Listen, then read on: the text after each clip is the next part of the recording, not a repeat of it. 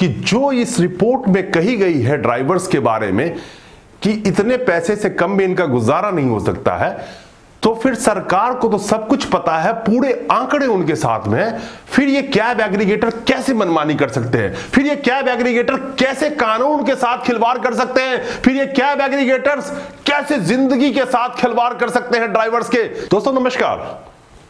क्या आपके पास भी पहले 10 टैक्सी थी? क्या आपके पास भी पहले 5 टैक्सी थी? क्या आपके पास भी पहले 2 टैक्सी थी?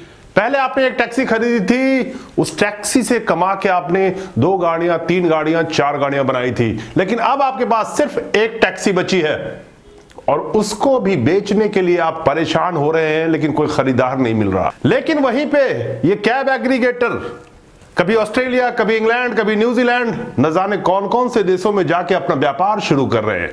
लेकिन आप जो भारत के टैक्सी वाले हैं, चाहे ऑनर हो या ड्राइवर्स हो, अपनी गाड़ियां बेच बेच के गाड़ियों का ईएमआई दे रहे हैं। दोस्तों आज मैं बताने जा रहा हूं कि आखिर भारत में टैक्सी ड्राइवर्स के ये हालात क्यों हैं। कोई ट्रेन के नीचे आ रहा है, कोई फांसी लगा रहा है, कोई परिवार के साथ परेशान है, किसी की मानसिक स्थिति खराब हो रही है, तो इस दौर में ड्राइवर कैसे पहुंचा, आज इस वीडियो में इसका पूरा खुलासा आपके सामने करूंगा, वो भी सबूत के साथ। आज जो बोलूंगा वो मैं नहीं बोलूंगा, वो सारी सरकारी आंकड़े बोलेंगे कि आखिर ड्राइवर आत्महत्या करने पे क्यों मजबूर हैं। आखिर जिनके पास 10 गाड़ियां थी उनके 9 बिक चुके हैं और सिर्फ एक गाड़ी बची है। दोस्तों आपसे एक गुजारिश है कि इस वीडियो को शेयर और लाइक जरूर कीजिएगा और चैनल को सब्सक्राइब जरूर कीजिएगा, ताकि हमारे और भी जो इंडिया में ड्राइवर्स है, भारतवर्ष के हर कोने में जो ड्राइवर्स है, उन तक ये बात जरूर पहुंचे और शायद आज उनको ये पता चल जाए कि आखिर उनके इस हालात में पहुंचने की क्या कारण है। जैसा कि मैंने आप लोगों को पिछली वीडियो में बताया था कि सन 2016 में केंद्र सरकार ने एक टैक्सी पॉलिसी के ऊपर गाइडलाइन इशू किया था हर स्टेट को, जिसमें कहा गया था कि टैक्सी पॉलिसी लेकर आना है, जिसके लिए ये गाइडलाइंस है, इसके तहत आनी चाहिए। उसी के तहत एक चौंकाने वाला रिपोर्ट जो कथुआ कमेटी ने महाराष्ट्र के अंदर में बना के दिया था, उस रिपोर्ट के बाद में 2017 में, उस रिपोर्ट में जिस तरह से वो कमेटी ने वो रिपोर्ट बनाई, पूरे ड्राइवर की जिंदगी को शीशे में ढाल के उस रिपोर्ट में लिखा है। मैं बहुत फक्र महसूस करता हूं ऐसे कमेटी पे और ऐसे ज्ञानियों पे, विद्वानों पे, जिन्होंने ये रिपोर्ट बनाई। मैं तारीफ करता हूं दिल से उनकी कि पूरे ड्राइवर की एक एक आंकड़ा उन्होंने सामने रखी है। आपके यूनिफॉर्म से लेकर के आपके गाड़ी का मेंटेनेंस का कॉस्ट, कोई ऐसा कॉस्ट बाकी नहीं है जो उन्होंने कंसीडर ना किया हो, जोड़ा ना हो। आज मैं उस कमेटी की ये चीज दिखाता हूं आपके सामने। इसमें बहुत सारी चीजें हैं, लेकिन आज मैं सिर्फ रेट की बात करूंगा। इस कमेटी ने अपनी रिपोर्ट में ये क्लियरली लिखा है और ये है आपके सामने कि जो काली पीली टैक्सी मुंबई में चल रही है उसका पर किलोमीटर रेट कितना होना चाहिए, और वो पर किलोमीटर रेट कितना होना चाहिए उसको जैसे उन्होंने निकाला है वो काबिले तारीफ है। कोई भी ऐसा चीज नहीं है ड्राइवर का जो उन्होंने कंसीडर ना किया हो। इस कमेटी ने ये रेट इतनी एक्यूरेटली निकाली है और पूरे सबूत के साथ सरकार को दिया कि ये रेट जो है इस तरह से निकाली गई है। इसमें आप देखेंगे कि कैपिटल कॉस्ट भी लिया गया है, इसके अंदर डेप्रिसिएशन भी लिया गया है, गाड़ी की मेंटेनेंस भी ली गई है, कॉस्ट ऑफ लिविंग भी ली गई है ड्राइवर्स का, और ईंधन का कॉस्ट पर किलोमीटर लिया गया है। इसमें एक चीज गौर जरूर कीजिएगा, ये जो पर किलोमीटर ईंधन का खर्चा निकाला गया है, ये ईंधन का खर्चा जिस वक्त ये कमेटी रिपोर्ट बना रही थी उस वक्त मुंबई में सीएनजी तकरीबन 43 रुपए पर किलो के हिसाब से था,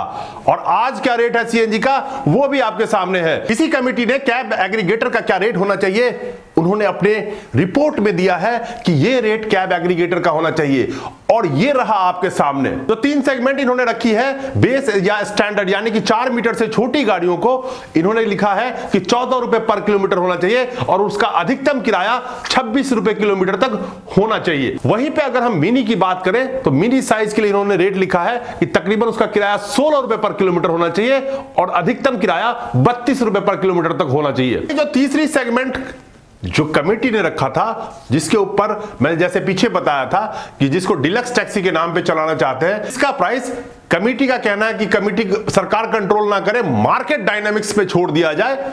तो उसके हिसाब से भी इस प्रीमियम गाड़ी का किराया भी 16 रुपए पर किलोमीटर ही रखा गया है, जो रिपोर्ट में लिखा हुआ है, और अधिकतम किराया 38 रुपए फिक्स किया गया है।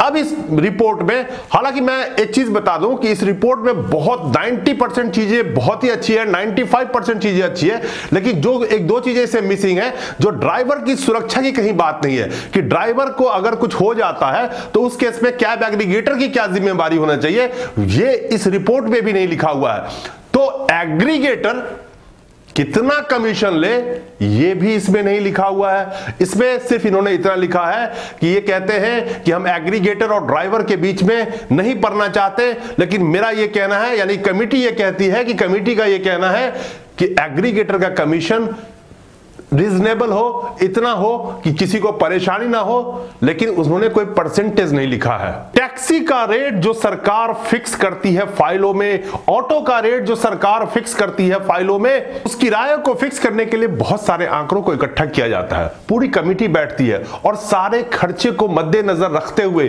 तेल का कितना खर्चा है, गाड़ी की EMI कितनी है, फाइनेंस का कितना खर्चा है, ड्राइवर्स का लिविंग कॉस्ट कितना है, यानी कि ड्राइवर्स के रहन सहन का खर्चा कितना है, उसके बाद वो किराया फिक्स किया जाता है सरकार की तरफ से।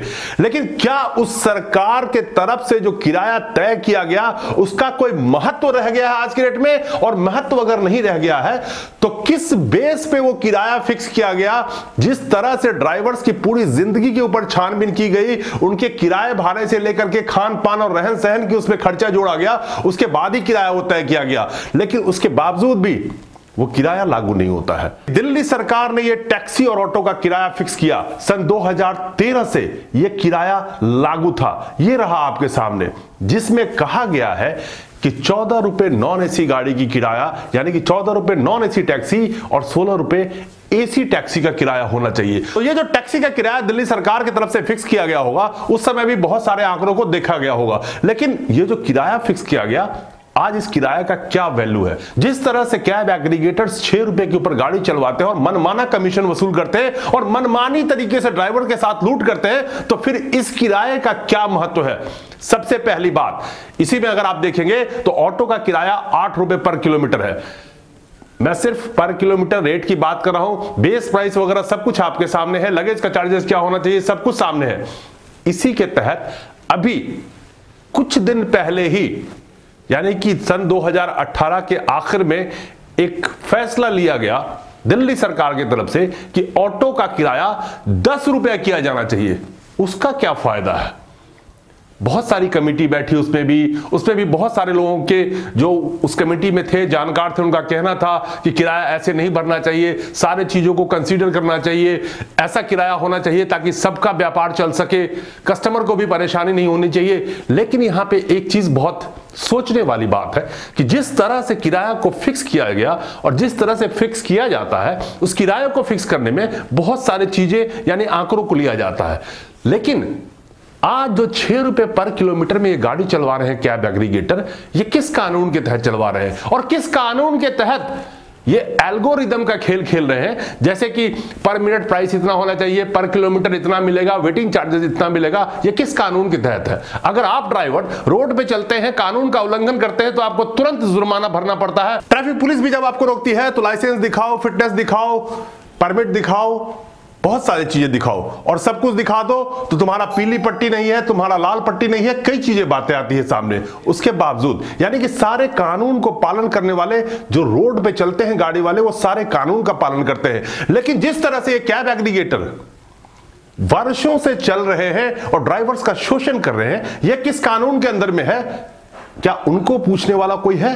कोई नहीं है शायद। कमेटी जो ये रिपोर्ट बनाई थी, उनको इस चीज का पूरा इल्म था, पता था कि ड्राइवर के कितने खर्चे हैं, गाड़ी का मेंटेनेंस कितना है, उसकी किस्त कितनी जाती है, उसका कितना खर्चा है, फाइनेंस का कितना खर्चा है, रहन सहन का कितना खर्चा है, सबको कंसीडर करके उन्होंने ये रेट सरकार के सामने रखा था, जो आज धक्के खा रही है 2 साल से।